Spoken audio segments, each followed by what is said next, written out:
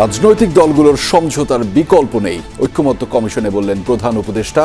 ফেব্রুয়ারিতে মহোৎসবের নির্বাচনে জাতির সত্যিকার নবজন্মের আশা। সমঝোতা বলেন, ঐক্য বলেন, যাই বলেন, যখন নির্বাচনে যাব একমত হয়ে সবাই যাব, এর মধ্যে কোনো দ্বিমত আর আমরা রাখব না। জুলাই সনদ নিয়ে আবারও আলোচনা কমিশনের। মহোৎসবের ভোটের জন্য দরকার বাস্তবায়ন, বলছে এনসিপি। নির্বাচন কোনো কিছুর জন্য নির্ভরশীল নয়, মনে করে বিএনপি। এতদিন পর্যন্ত আমরা যে আলোচনাগুলো করেছি সেটা যেন একটা আইনি ভিত্তি লাভ করে এবং সে ব্যাপারে সকল রাজনৈতিক দলের কাছে ইতিবাচক ভূমিকার প্রত্যাশা করি। নির্বাচন অনুষ্ঠানে কোনো অনিশ্চয়তা দেখা দেয় কোনো না কোনো ভাবে, তাহলে পরে সেটা আমাদের জাতীয় নিরাপত্তার জন্য হুমকি হবে, এমনকি সেটা আঞ্চলিক নিরাপত্তার বিষয় হয়ে দাঁড়াবে। আশুলিয়ায় মরদেহ পোড়ানোর মামলার আনুষ্ঠানিক বিচার শুরু। পৃথিবীর যে কোনো আদালতে বিচারের মতো অকাট্য তথ্য প্রমাণ আছে, বললেন চিফ প্রসিকিউটর। ১৯ বছর পর স্বরাষ্ট্র মন্ত্রণালয়ে সাবেক প্রতিমন্ত্রী লুৎফুজ্জামান বাবর। তারেক রহমানের দেশে ফেরার বিষয়ে উপদেষ্টার সাথে আলোচনা। বিভিন্ন অবৈধ অস্ত্র এবং লুট হওয়া অস্ত্র সেটা যে উদ্ধার হয়নি এখনো, সেটা আমরা উদ্ধার চাই। ডাকসুর প্রথম কার্যনির্বাহী সভায় শিক্ষার্থীদের প্রত্যাশা পূরণে কাজ করার অঙ্গীকার। জুলাই চেতনাকে ধারণের আশ্বাস জাকসু নেতৃবৃন্দের। মালয়েশিয়ায় শ্রমিক পাঠানোর নামে ১৩ এজেন্সির হরি লুট। জনপ্রতি ৭৯,০০০ টাকা খরচ হলেও আদায় করা হয়েছে ৫ লাখ টাকা।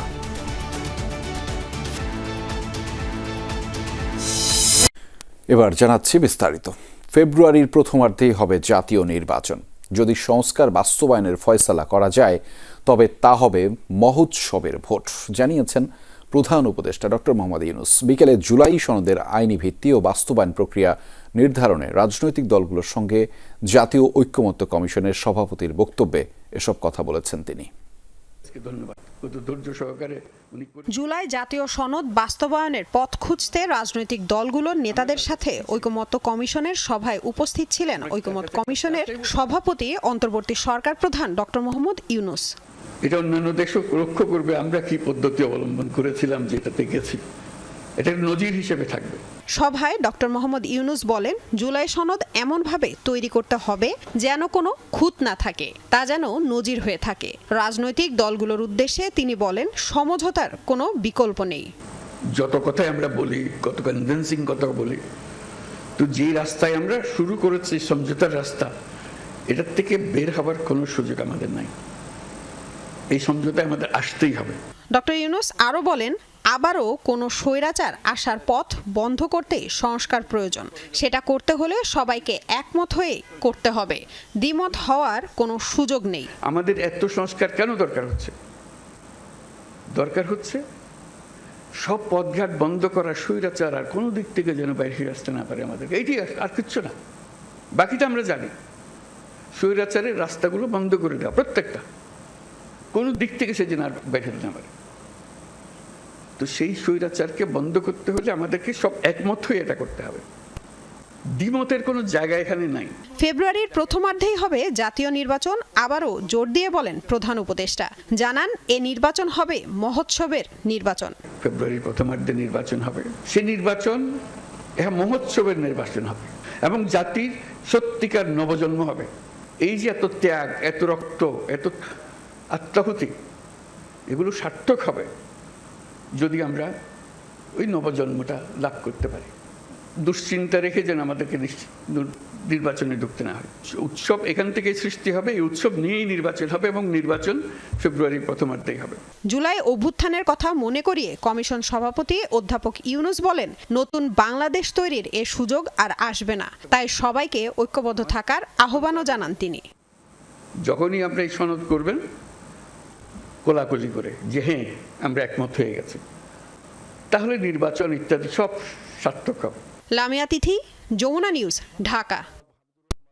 ভবিষ্যতে জুলাই সনদকে যেন কেউ চ্যালেঞ্জ বা বাস্তবায়ন রহিত করতে না পারে সেজন্য শক্তিশালী আইনি ভিত্তির বিষয়ে একমত দলগুলো।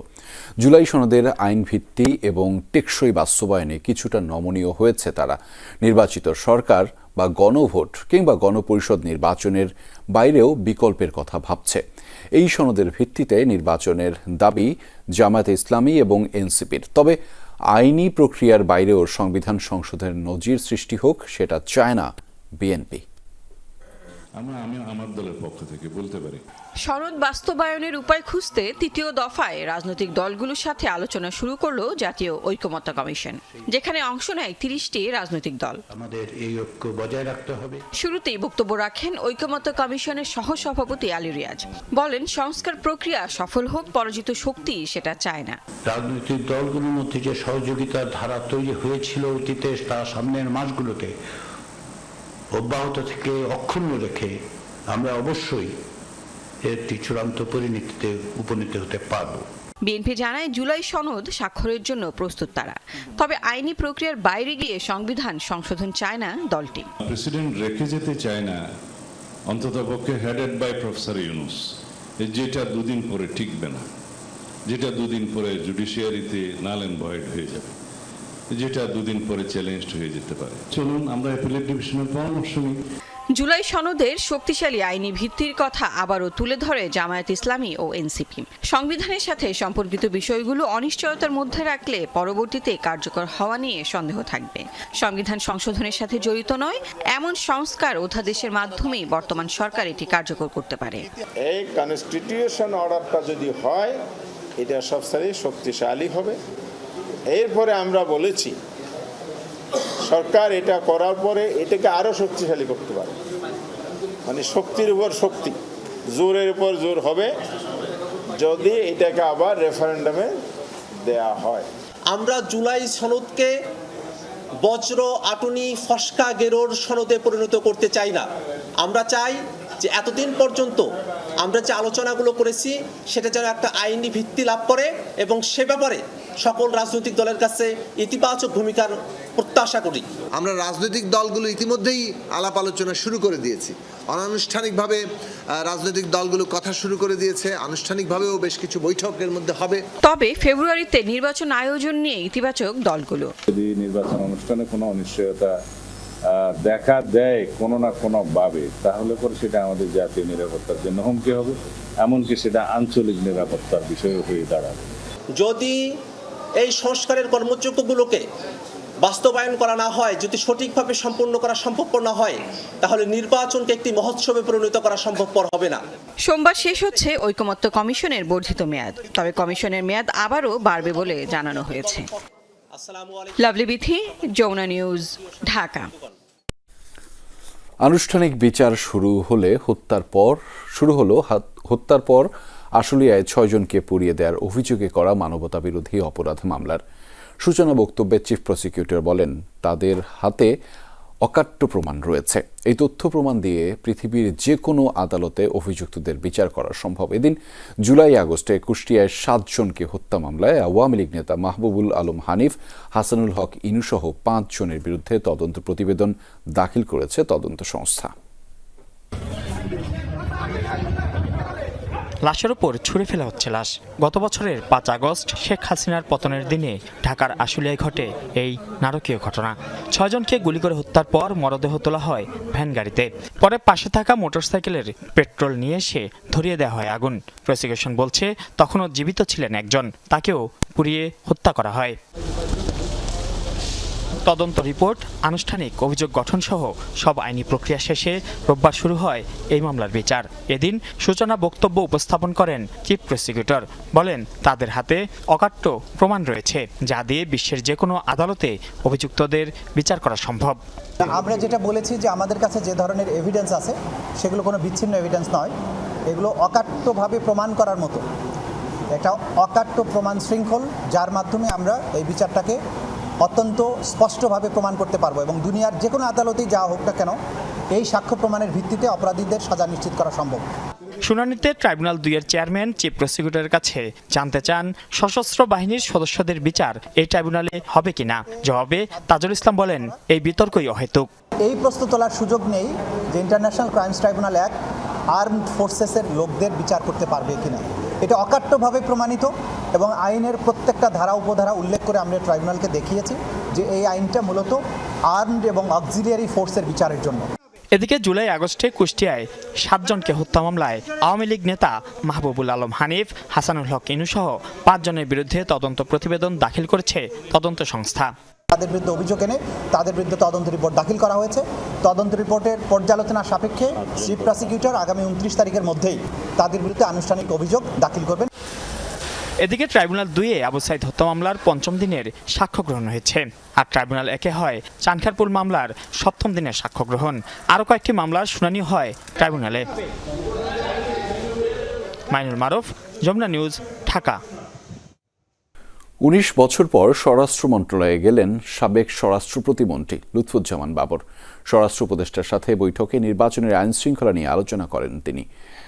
বাবর বলেন, আইন শৃঙ্খলা পরিস্থিতি নিয়ে উদ্বেগ আছে, লুট হওয়া এবং অবৈধ অস্ত্র উদ্ধার করতে হবে, তবে পরিস্থিতি উত্তরণের সরকারের চেষ্টার ত্রুটি নেই বলেও মন্তব্য করেছেন বিএনপির এই নেতা। বলেন, তারেক রহমানের দেশে ফেরার বিষয়ে এই বৈঠকে আলোচনা হয়েছে। মন্ত্রণালয়কে বাবর জানিয়েছেন, পার্শ্ববর্তী দেশে শেখ হাসিনার সঙ্গে একটি বিশেষ শিল্পী গোষ্ঠী বৈঠক করেছে যারা নির্বাচন বানচাল করতে চায়।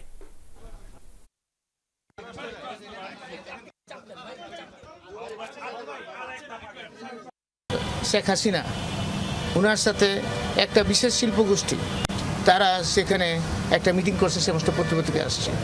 সেটা মিটিংয়ের উদ্দেশ্য ছিল বাংলাদেশের নির্বাচন বানচাল করা, নির্বাচনের বিভিন্ন সহিংস ঘটনা ঘটানো। এটা তো একটা উদ্বিগ্নের জায়গা। বিভিন্ন অবৈধ অস্ত্র এবং লুট হওয়া অস্ত্র সেটা যে উদ্ধার হয়নি এখনো, সেটাও আমাদের উদ্বিগ্নের জায়গা। ঐক্যবদ্ধভাবে বাংলাদেশে গণতন্ত্র পুনঃপ্রতিষ্ঠা করার লক্ষ্যে একযোগে কাজ করার আহ্বান জানিয়েছেন বিএনপির ভারপ্রাপ্ত চেয়ারম্যান তারেক রহমান।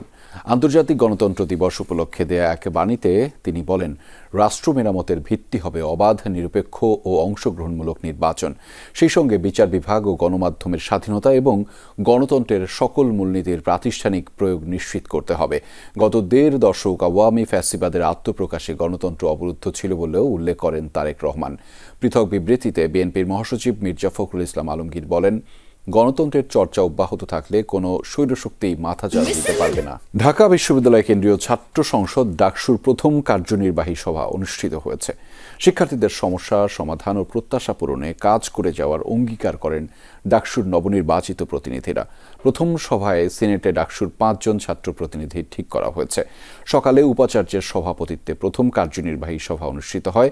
এর মধ্য দিয়ে আনুষ্ঠানিকভাবে শুরু হলো ডাকসুর কার্যক্রম।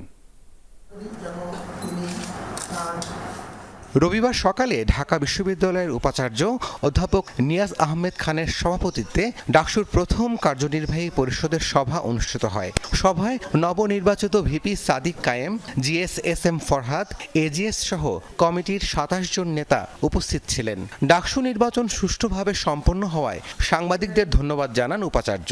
সাংবাদিকদের একটি বিশাল অবদান আছে। সভা শেষে ব্রিফ করেন ডাকসুর GS/SM ফরহাদ। জানান, পরিচিতি পর্ব শেষে ডাকসুর পক্ষ থেকে সিনেটে 5 জন প্রতিনিধির নাম ঠিক করা হয়েছে। সিদ্ধান্ত নিয়েছি আমরা শর্ট টাইমের মধ্যে এক্সিকিউটিভ প্ল্যানগুলো গ্রহণ করব। প্রত্যেকটা বিভাগ এবং যারা নির্বাচিত প্রতিনিধি তাদের 12 মাসে কী কী কাজ হতে পারে, কোন উইকে কী কাজ হতে পারে, টোটাল প্ল্যানটা আমরা শর্ট টাইমের মধ্যে করে আমরা কাজে নেমে পড়ব ইনশাল্লাহ। পরে ভিপি সাদিক কায়েম বলেন, প্রথম সভার মধ্য দিয়ে আনুষ্ঠানিক কার্যক্রম শুরু হলো। শিক্ষার্থীদের সমস্যা সমাধান ও প্রত্যাশা পূরণে কাজ করে যাওয়ার অঙ্গীকার করেন তিনি। হার জিতের কিছু নেই, আমরা সবাই জিতে গিয়েছি। ডাকসু নির্বাচনের মাধ্যমে জুলাই প্রজন্ম বিজয়ী হয়েছে। ডাকসু নির্বাচনের মাধ্যমে শহীদদের আকাঙ্ক্ষা বিজয় হয়েছে এবং ঢাকা বিশ্ববিদ্যালয়ের 40,000 শিক্ষার্থীরা বিজয়ী হয়েছে। তো আমাদের যারা সহযোগিতারা আছে তাদের যে ইস্তেহার, তাদের যে প্রত্যাশা, সে প্রত্যাশায় আমরা বাস্তবায়ন করবো। তারা প্রত্যেকে একজন আমাদের উপদেষ্টা হিসাবে কাজ করবে। আগামী 1 বছরের কর্মপরিকল্পনা তৈরি করে শিগগিরই কাজে নেমে পড়ার কথা জানান ডাকসুর নির্বাচিত প্রতিনিধিরা। আপনাদেরকে জানিয়ে দেব আমরা এই মাসে কি কাজ করছি। রাব্বি সিদ্দিকী, যমুনা নিউজ, ঢাকা। একচেটিয়া নেতৃত্ব নিয়ে শঙ্কা থাকলেও ডাকসু ঘিরে তৈরি হওয়া প্রত্যাশার মুক্তি ঘটবে বলে আশাবাদী জাহাঙ্গীরনগর বিশ্ববিদ্যালয়ের শিক্ষার্থীরা। বিশ্বাস করতে চান নতুন নেতৃত্ব জাহাঙ্গীরনগরের উদারপন্থী গণতান্ত্রিক পরিবেশ আর সাংস্কৃতিক ঐতিহ্য ধারণ করবে। নির্বাচিতরা বলছেন জুলাই চেতনাকে ধারণ, লেজুরভিত্তিক ছাত্র রাজনীতি বন্ধ এবং বিশ্ববিদ্যালয়কে গবেষণাধর্মী চরিত্রে রূপান্তর করাই হবে তাদের প্রধান কাজ। মাত্র ৮,০০০ ভোট গণনা করতে গিয়ে প্রায় ৪৮ ঘন্টা সময় নিয়ে রীতিমতো নজিরবিহীন ঘটনার জন্ম দেয় জাহাঙ্গীরনগর বিশ্ববিদ্যালয় প্রশাসন। ভোট শেষ হওয়ার ২ দিন পর ভিপি হিসেবে স্বতন্ত্র প্যানেলের আব্দুর রশিদ জিতু আর সাধারণ সম্পাদক হিসেবে শিবিরের মাজহারুল ইসলামের নাম ঘোষণা করা হয়। ঘোষণার পর দিন বিশ্ববিদ্যালয় বন্ধ থাকায় শুনশান নীরবতা ছিল ক্যাম্পাস জুড়ে। এর ফাঁকে ভাদ্র মাসের অঝোর বৃষ্টি। এমন পরিবেশে কথা হয় শিক্ষার্থীদের সঙ্গে। নতুন নেতৃত্বের কাছে প্রত্যাশার কথা জানান তারা। ইশতেহারগুলো রেখেছেন, এগুলো খুব তাড়াতাড়ি পূরণ হবে বলে আশা রাখছি। জাহাঙ্গীরনগরে সংস্কৃতি রাজধানী হিসেবে পরিচিত, তো এগুলো যেন চালু থাকে এবং একাডেমিক্স দিক থেকে যেন জাহাঙ্গীরনগর শিক্ষার্থীরা আরও রিচ হতে পারে। মুক্ত মঞ্চে কাওয়ালি হতেও দেখেছি, সেটা হচ্ছে ৫ই আগস্টের আগেও এবং পরে এবং হচ্ছে এখানে বাউল প্রোগ্রামও হয়েছে। আমরা চাই জাহাঙ্গীরনগরের এই সংস্কৃতিটা বজায় থাকুক। প্রত্যেকটা মতাদর্শের মানুষের যাতে তার নিজ যে স্বাধীনতা সেটা যাতে তারা অক্ষুণ্ণ রাখে। এর আগে ৮ বারের জাকসু নির্বাচনে কখনোই ছাত্র শিবির জয়ী না হলেও এবার ২৫টি পদের মধ্যে জিএস, এজিএস সহ ২০টিতে জয়ী আলোচিত সমালোচিত সংগঠনটি। একটি রাজনৈতিক দলের একাধিক ব্যক্তি থাকায় জাকসু কতটা কার্যকর হবে তা নিয়ে সন্দিহান কোনো শিক্ষার্থী। তবে সেই আশঙ্কাকে উড়িয়ে দিচ্ছেন নবনির্বাচিত ভিপি। তাদেরও উদ্দেশ্য শিক্ষার্থীদের সেবা করা, শিক্ষার্থীদের চাওয়া পাওয়া পূরণ করা, আমারও সেম উদ্দেশ্য। তাই মনে করি একসাথে কাজ করতে গেলে কোনো রকম সমস্যার মধ্যে আমরা পড়ব না। গবেষণায় যাতে বেশি বরাদ্দ বৃদ্ধি করা হয়, এই জন্য তো আমাদের সর্বোচ্চ চেষ্টা থাকবেই। ভিপি সহ ৩টি পদে স্বতন্ত্র আর ২টিতে বাংলাদেশ গণতান্ত্রিক ছাত্র সংসদ বাকসাস নেতারা জয়ী হয়েছেন। ভিন্ন মতের এই নির্বাচিতদের নিয়ে নেতিবাচক রাজনীতি এড়িয়ে সুষ্ঠু ধারার গণতান্ত্রিক চর্চা এগিয়ে নেয়ার কথা বলেছেন জাকসুর জিএস, এজিএস। জুলাইয়ে যারা হামলাকারী ছিল তাদের বিচারটাকে নিশ্চিত করা, এই ক্যাম্পাসটাকে আরও নিরাপদ এবং এই ক্যাম্পাসটাকে আরও সহিষ্ণু ক্যাম্পাস গড়ে তোলা, সেই জায়গাটা আমাদের মূল ফোকাস থাকবে। নেতিবাচক প্রভাবগুলোই যেগুলো আসলে শিক্ষার্থীদের অধিকারগুলো হরণ করে, শিক্ষার্থীদের যে চাওয়া পাওয়ার জায়গাগুলো সেগুলোকে সংকুচিত করে, সেই জায়গাগুলো নিয়ে আমরা মূলত কাজ করবো। আমরা ইতিবাচক ধারাটাকে আরও এগিয়ে নিয়ে যাব। হলে ভেতরে যাতে অন্তত ছাত্র রাজনীতির নামে গেস্ট রুম কালচারগুলো আবার তৈরি না হয়, গণরুম কালচার তৈরি না হয়, সেদিক থেকে আমরা সর্বোচ্চ চেষ্টা করব। আমরা হচ্ছে একটা প্রেশার গ্রুপ জাকসু, যেটা শিক্ষার্থীদের কি চাওয়া কি পাওয়া সেগুলো মানে প্রশাসনকে চাপ দেয়। আগামী 2 দিনের মধ্যে জাকসু নির্বাচিতদের অভিষেক অনুষ্ঠান হওয়ার কথা রয়েছে। তবে দায়িত্ব নেওয়ার পর স্মৃতিসৌধে শ্রদ্ধা নিবেদন নাকি ভিন্ন প্রক্রিয়ার মাধ্যমে জাকসুর কার্যক্রম শুরু হবে, এ নিয়ে এখনই কথা বলতে রাজি হননি নির্বাচিতরা। আরেফিন শাকিল, যমুনা নিউজ, সাভার, ঢাকা। তথ্য উপাত্ত যাচাই করতে প্রাথমিকভাবে নিবন্ধনের জন্য বাছাই হওয়া ২২ দলকে ডেকেছে নির্বাচন কমিশন। কয়েকটি দলের প্রতিনিধিদের সাথে আলোচনা করেন ইসির অতিরিক্ত সচিব KM আলী নওয়াজ। ত্রয়োদশ সংসদ নির্বাচনকে সামনে রেখে রাজনৈতিক দল নিবন্ধনের প্রক্রিয়ায় বাছাইয়ে বাদ পড়া দলগুলোকে এরই মধ্যে কারণ জানিয়ে চিঠি দিয়েছে নির্বাচন কমিশন। সেই সাথে দলগুলোর কেন্দ্রীয় অফিস, জেলা, উপজেলা দপ্তর ও কমিটি সমর্থক তালিকা যাচাই সহ মাঠ পর্যায়ের প্রতিবেদন এসেছে নির্বাচন কমিশনের। সব পর্যালোচনা করে যোগ্যদের বিষয়ে এ মাসেই বিজ্ঞপ্তি প্রকাশ করবে ইসি। এতে 15 সেপ্টেম্বর পর্যন্ত দলগুলোর দাবি আপত্তি নিষ্পত্তিতে শুনানির সুযোগ দিচ্ছে কমিশন। 30 সেপ্টেম্বরের মধ্যে নতুন রাজনৈতিক দলের গেজেট প্রকাশ করবে ইসি। আলোচনা করতে আসা দলগুলোর মধ্যে ছিল মার্কসবাদী BASAD, Bangladesh justice and development party, Bangladesh Gonotantrik party. কিছু বিষয় আমাদের সঙ্গে ক্রস চেক করার জরুরি ছিল। কিছু জায়গাতে আপনার হলো চিঠির বিষয়ে অসামঞ্জস্য ছিল। যে কমিটিগুলো দেখাইছি তার মধ্যে এক্সেসিভ কিছু নাই, কোনো বানোয়াট কিছু নাই। যদি কোনো শর্টেজ থাকে বা কোনো ত্রুটি থাকে সেটা ওনারা আবার পুনঃযাচাই করে দেখতে চান। 100টা উপজেলা এবং 22টা প্রশাসনিক জেলা কার্যালয় দিয়েছি। এটার মধ্যে যে তদন্ত হয়েছে মাঠ পর্যায়ে, আমাদের কাছে এমন কিছু মনে হয়েছে কিনা যে এই তদন্তে কোথাও গ্যাপ আছে। বৈরী আবহাওয়াতেও থেমে নেই সংসদীয় আসন বিন্যাসের প্রতিবাদ কর্মসূচি। আজও সকাল থেকে ফরিদপুরের ভাঙায় মহাসড়ক ও রেলপথ অবরোধ করে স্থানীয়রা। এতে বন্ধ হয়ে যায় ভাঙা হয়ে ঢাকার সাথে 21 জেলার যান চলাচল। পদ্মা সেতু হয়ে দক্ষিণবঙ্গের সাথে ট্রেন চলাচলও অবরোধের কারণে বন্ধ হয়ে পড়ে। আসন পুনর্বিন্যাসের প্রতিবাদে পাবনার বেড়ায় হয়েছে সকাল সন্ধ্যা হরতাল। অন্যদিকে বাগেরহাটে 4টি সংসদীয় আসন পুনর্বহালের দাবিতে বিক্ষোভ হয়েছে। মেঘলা আকাশ, সকাল থেকেই চলছে বৃষ্টি, এর মাঝেই সরব এই জনপদ। বৈরী আবহাওয়াতেও মহাসড়ক অবরোধ করে চলে সংসদীয় আসন পুনর্বিন্যাসের প্রতিবাদ। ফরিদপুর 4 আসন থেকে ভাঙার আলগী ও হামিরদী ইউনিয়নকে 2 আসনের অন্তর্ভুক্ত করার প্রতিবাদ চলছে গেল কয়েকদিন ধরেই। সেই ধারাবাহিকতায় আজও ঢাকা খুলনা ও ঢাকা বরিশাল মহাসড়কের বিভিন্ন পয়েন্ট অবরোধ করে এলাকাবাসী। এতে বন্ধ হয়ে যায় ভাঙা হয়ে ঢাকার সাথে 21 জেলার যান চলাচল। দাবি আদায় না হওয়া পর্যন্ত কর্মসূচি চালিয়ে যাওয়ার কথা জানায় বিক্ষোভকারীরা। আমাকে সম্পদ না দিবে তবে তো আমরা চালাই যাব, তাতে যতদিনই হোক দিনই 24 ঘন্টা চলে। ভাঙ্গার মাটি ছাড়বো না, নগরকান্দা যাব না, এর জন্য যে কয়দিন আন্দোলন করা লাগে আমরা করব। কাফনের কাপড় মাথায় বেঁধে এই সংগ্রাম চালিয়ে যাব। যাত্রীবাহী বাসগুলো বিকল্প পথ ব্যবহার করলেও আটকা পড়ে পণ্যবাহী যানবাহন। দিনের পর দিন চলা এই দুর্ভোগে অতিষ্ঠ চলাচলকারীরা। কেউ কেউ পায়ে হেঁটেই রওনা দেন নিজ গন্তব্যে। বিক্ষোভ কর্মসূচির অংশ হিসেবে রেলপথও অবরোধ করে বিক্ষুব্ধরা। এতে বন্ধ হয়ে যায় পদ্মা সেতু হয়ে দক্ষিণবঙ্গের সাথে ট্রেন চলাচল। সেই সকাল 6টা থেকে এইভাবে একবার ভ্যান, একবার রিক্সা, একবার অটো এইভাবে যাচ্ছি। কোনো গাড়ি পাচ্ছি না, আমরা হেঁটে হেঁটে যত যাওয়া যায়। এখন কি করবো? সারা রাত জাম ঠেলে এসে আমরা ভোর 6টায় এখানে জামে পড়েছি। গাড়ি না পেয়ে এখন যে হেঁটে হেঁটে যাচ্ছি আমরা। যশোর দিয়ে ভেঙে ভেঙে যাইতে হবে, তাছাড়া কোনো ব্যবস্থা নেই। এরই মধ্যে আন্দোলনের নেতৃত্ব দেওয়ার অভিযোগে আলগী ইউনিয়ন পরিষদ চেয়ারম্যানকে আটক করেছে পুলিশ। উপজেলা নির্বাহী কর্মকর্তা জানান, আন্দোলনকারীরা মহাসড়ক থেকে সরে না দাঁড়ালে নেওয়া হবে কঠোর পদক্ষেপ।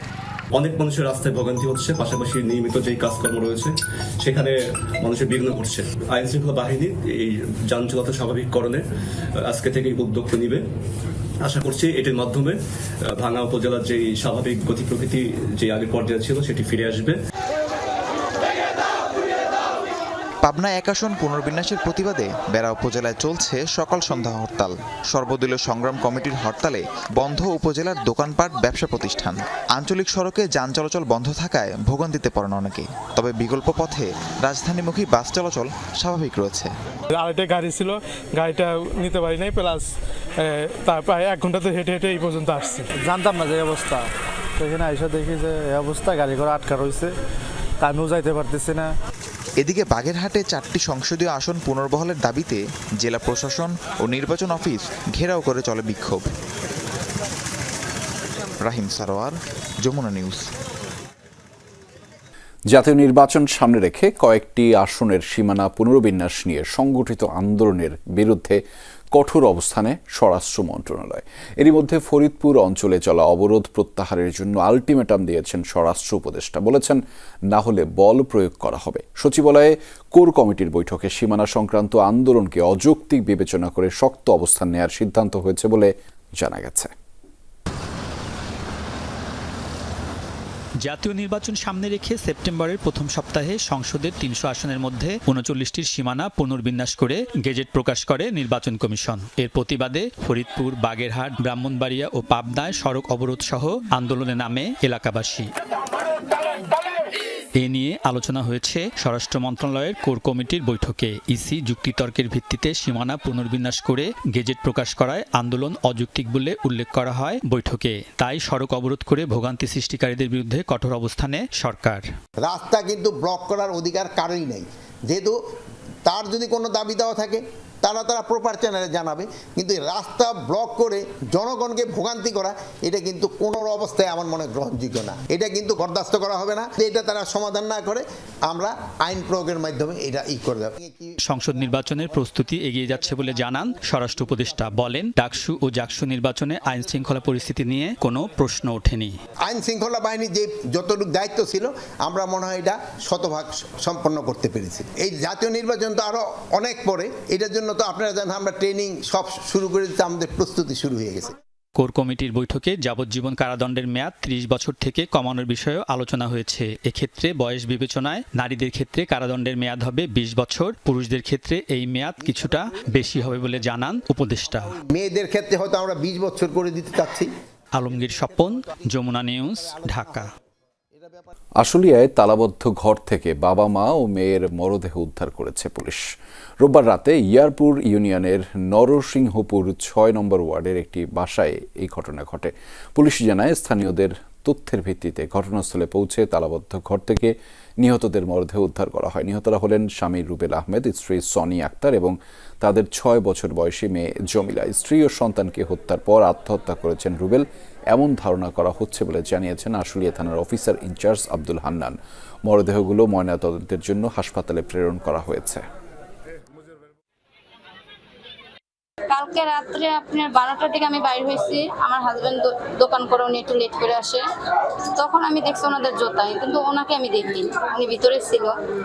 আর এখনো যেখানে দেখলাম মরা। একটা জানলা খোলা ছিল, জানলা দিয়ে দেখা যাচ্ছে যে মানে বাচ্চারা নাক দিয়ে কি বেরিয়েছে, আর ওই মহিলাটা উপরে শুয়ে রয়েছে। মহিলাটা নাক দিয়ে রক্ত বেরিয়েছে, আর ওনার জামাই রশিতে ঝুলে রয়েছে। খরচ মাত্র ৭৯,০০০ টাকা হলেও রিক্রুটিং এজেন্সিগুলো জনপ্রতি আদায় করছে ৫ লাখ টাকা করে। মালয়েশিয়ায় শ্রমিক পাঠাতে এভাবেই প্রায় ১২০০ কোটি টাকা আত্মসাতের অভিযোগে ১৩টি এজেন্সির বিরুদ্ধে এই হরিলুটের সাথে জড়িত ৩১ জনের বিরুদ্ধে ১৩টি মামলা করেছে দুদক। এদিকে আইসিটি মন্ত্রণালয়ের ৫১৩ কোটি টাকা আত্মসাতের অভিযোগে শেখ হাসিনা পুত্রর সাবেক তথ্য প্রযুক্তি উপদেষ্টা সজীব ওয়াজেদ জয়সহ সংশ্লিষ্টদের বিরুদ্ধে অনুসন্ধানে নেমেছে সংস্থাটি। একটু সচ্ছল জীবনের আশায় মালয়েশিয়ায় গেছেন লাখো শ্রমিক, কিন্তু স্বপ্ন পূরণের আগেই ভাঙছে তাদের আশা। নির্ধারিত খরচ ৭৯,০০০ টাকা হলেও রিক্রুটিং এজেন্সিগুলো জনপ্রতি চাপিয়ে দিয়েছে প্রায় ৫ লাখ টাকা। এভাবে প্রায় ১২০০ কোটি টাকা আত্মসাতের অভিযোগ উঠেছে ১৩টি রিক্রুটিং এজেন্সির বিরুদ্ধে। দুদক জানিয়েছে, সরকার নির্ধারিত ৭৯,০০০ টাকার বদলে মালয়েশিয়াগামী কর্মীদের কাছ থেকে বাইরা সিন্ডিকেটভুক্ত রিক্রুটিং এজেন্সিগুলো ৪.৫ লাখ থেকে ৫ লাখ টাকা পর্যন্ত আদায় করেছে। ২০২১ সাল থেকে ২০০৪ সাল পর্যন্ত ১৩টি এজেন্সি প্রায় ১২০০ কোটি টাকা হাতিয়ে নিয়েছে বলে প্রমাণ পেয়েছে দুদক। মালয়েশিয়ায় প্রেরিত কর্মীদের নিকট হতে পাসপোর্ট, স্বাস্থ্য পরীক্ষা এবং প্রতি কর্মীর নিকট হতে নির্ধারিত ফি এর অতিরিক্ত টাকা গ্রহণপূর্বক আত্মসাৎ করা হয়েছে। অর্থ পাচারের অভিযোগ অনুসন্ধানকালে প্রমাণিত হয়েছে। সকলের বিরুদ্ধে পৃথক পৃথক ১৩টি মামলা রুজুর সিদ্ধান্ত গৃহীত হয়েছে। এদিকে নতুন করে আইসিটি মন্ত্রণালয়ের কাজ না করে প্রকল্পের ৫১৩ কোটি টাকা আত্মসাতের অভিযোগ উঠেছে সজীব ওয়াজেদ জয়ের বিরুদ্ধে। আর লুটপাটে তার সহযোগী হিসাবে নাম এসেছে সাবেক আইসিটির প্রতিমন্ত্রী জুনায়েদ আহমেদ পলক সহ সংশ্লিষ্ট মন্ত্রণালয়ের ১৬ কর্মকর্তার। এরই মধ্যে তাদের ব্যাপারে নথিপত্র সংগ্রহ ও জিজ্ঞাসাবাদ করেছে সংস্থাটি। তার রেকর্ডপত্র সংগ্রহ করেছেন এবং যারা এর সাথে সম্পৃক্ত রয়েছেন তাদেরকে জিজ্ঞাসাবাদ করছেন। আরও কিছু কার্যক্রম এখনো বাকি রয়েছে এবং এগুলি শেষ হলে যথাসময়ে তারা প্রতিবেদন দাখিল করবে।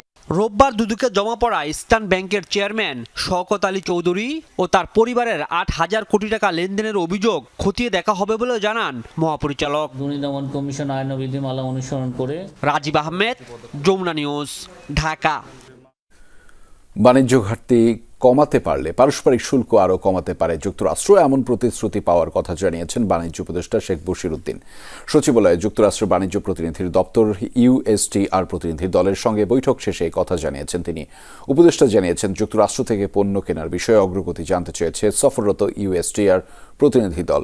স্বল্প সময়ের মধ্যেই স্বাক্ষর হবে ফ্রেমওয়ার্ক এগ্রিমেন্ট। উপদেষ্টা জানিয়েছেন, বোয়িং, জ্বালানি, তুলা এবং সয়াবিন আমদানিতে জোর দিয়েছে সরকার। চীনের উচ্চ শুল্কের কারণে তুলনামূলক কম দামে পাওয়া যাচ্ছে যুক্তরাষ্ট্রের কৃষিপণ্য।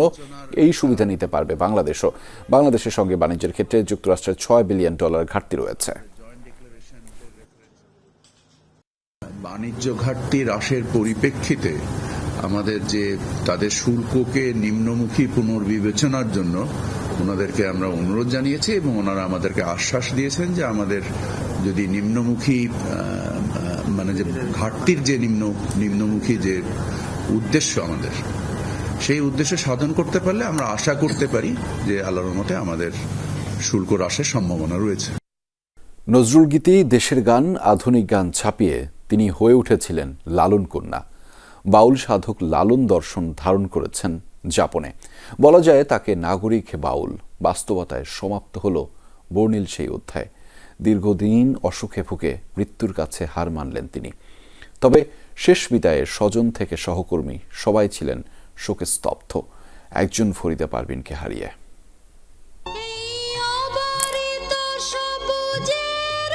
এই অবারিত সবুজের প্রান্ত ছুঁয়ে নির্ভয়ে নীলাকাশ রয়েছে নুয়ে বৃষ্টির কান্নায়। শেষ বিদায়ের সাক্ষী হতে শহীদ মিনারে তার চেনা অচেনা মুখের ভিড়। কেউ কি করছে মল্লিকাদির খোঁজ?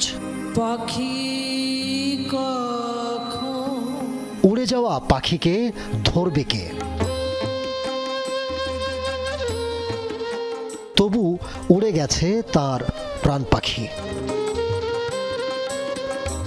শোকস্তব্ধতাতে অগণিত অনুরাগী। আমরা একজন বাংলাদেশের একটা সম্পদকে আমরা হারালাম। বিশেষ অবদান ওনার অবশ্যই আছে, আপনারা সবাই জানেন সেটা, যে আমাদের গুরুমার কি অবদান লালন সাইজির গানকে বিশ্বে প্রচার করার জন্য। ওনার ক্ষতি কখনো আর পূরণ হবার নয়। ওনার শিষ্য হিসেবে ওনার দিক নির্দেশনা অনুযায়ী ওনার অচিন পাখি একাডেমিকে সাথে নিয়ে ওনার দেখা যে স্বপ্ন ছিল সেগুলো বাস্তবায়নের চেষ্টা করব। জীবন ও শিল্প সঙ্গীর বাঁশির সুর কে শুনবে আর? এমন যুগলবন্দির হয়তো মিলবে না দেখা। মানে সারা পৃথিবীর কোনো গান আর মিউজিক এটা যুগল হয়নি কখনো, চেষ্টা করেছে বহু। যেটা লালনের গান, ফরিদা পারভিনের বাঁশি, গাজী আব্দুল হাকিমের বাঁশি ক্লিক করেছিল। হয় আমাকে ছেড়ে দিতে হবে, তা নাহলে আমার তার স্মৃতি আঁকড়ে আরও বেশি করে বাজাতে হবে, তার যাতে তার মানে সে যাতে তার ওপারে বসে যাতে তৃপ্তি পায় যে না আমার হাকিম তো বাঁশিটা বাজাচ্ছে এখনো। সকালে শহীদ মিনারে শ্রদ্ধা নিবেদন শেষে ফরিদা পারভিনের মরদেহ নেওয়া হয় ঢাকা বিশ্ববিদ্যালয় মসজিদে। দুপুরে জানাজা শেষে তার গন্তব্য কুষ্টিয়ায় বাবা মার কবরের দিকে, যেখানে তার শেষ ঠিকানা। বিদায় লালন কন্যা ফরিদা পারভিন। আহমেদ তাওকির, যমুনা নিউজ, ঢাকা। চিরনিদ্রায় শায়িত হলেন লালন কন্যা ফরিদা পারভিন। কুষ্টিয়া নিজ বাবা মায়ের কবরে দাফন করা হয়েছে এই গুণী শিল্পীকে। রাত 8:30টায় কুষ্টিয়া কেন্দ্রীয় পৌর কবরস্থানে পৌঁছায় তার মরদেহবাহী গাড়ি। পরে দ্বিতীয় জানাজা শেষে বাবা মায়ের কবরেই তাকে শায়িত করা হয়। বাংলা লোকসঙ্গীতের বরেণ্য এই শিল্পী শনিবার রাত 10:15 রাজধানীর একটি বেসরকারি হাসপাতালে শেষ নিঃশ্বাস ত্যাগ করেন। কেন্দ্রীয় শহীদ মিনারের সর্বসাধারণের শ্রদ্ধা নিবেদনের পর বেলা 12টায় ঢাকা বিশ্ববিদ্যালয়ের কেন্দ্রীয় জামে মসজিদে ফরিদা পারভিনের প্রথম জানাজা অনুষ্ঠিত হয়। 6 মাসের বেশি ক্ষমতায় থাকবে না নেপালের অন্তর্বর্তী সরকার। 5 মার্চ নির্বাচনের পর নতুন সরকারের কাছে করা হবে ক্ষমতা হস্তান্তর। কাঠমান্ডুতে নবগঠিত প্রধানমন্ত্রীর কার্যালয়ে এক সভা শেষে আবারও এমন প্রতিশ্রুতি দিলেন নেপালের অন্তর্বর্তী সরকারের প্রধানমন্ত্রী সুশীলা কার্কি। জানান, সাম্প্রতিক বিক্ষোভ সহিংসতায় হতাহতদের পরিবারকে 10 লাখ রুপির ক্ষতিপূরণ দেবে সরকার। এছাড়াও সরকারি খরচে আহতদের চিকিৎসার বহন করা হবে বলেও জানিয়েছেন সুশীলা কার্কি। বলেন, পরিকল্পিতভাবেই নেপালের সহিংসতা ঘটানো হয়েছে, যার তদন্ত হওয়া উচিত। বেলারুশের সাথে সামরিক মহড়া চলাকালে হাইপারসোনিক মিসাইল ছুড়ল রাশিয়ায়। ঘটনার একটি ভিডিও প্রকাশ করেছে রুশ প্রতিরক্ষা মন্ত্রণালয়। দেখা যায় ব্যারেন্স সাগরে অবস্থানরত একটি ফ্রিগেট থেকে উৎক্ষেপণ করা হচ্ছে উচ্চ ক্ষমতা সম্পন্ন জিরকন হাইপারসনিক ক্ষেপণাস্ত্র, যা সফলভাবে নির্ধারিত টার্গেটে আঘাত হানে। মস্কোর দাবি অনুযায়ী শব্দের চেয়ে 9 গুণ বেশি দ্রুত ছুটতে পারে জিরকন মিসাইল, যা জল কিংবা স্থল দুই জায়গাতেই আঘাত হানতে সক্ষম। ধারণা করা হচ্ছে 3 থেকে 400 কেজি বিস্ফোরক বহন করতে পারে ক্ষেপণাস্ত্রটি। দর্শক, এই ছিল রাতের বাংলাদেশের আয়োজনে। এতক্ষণ আমাদের সাথে থাকার জন্য আপনাদের সবাইকে ধন্যবাদ।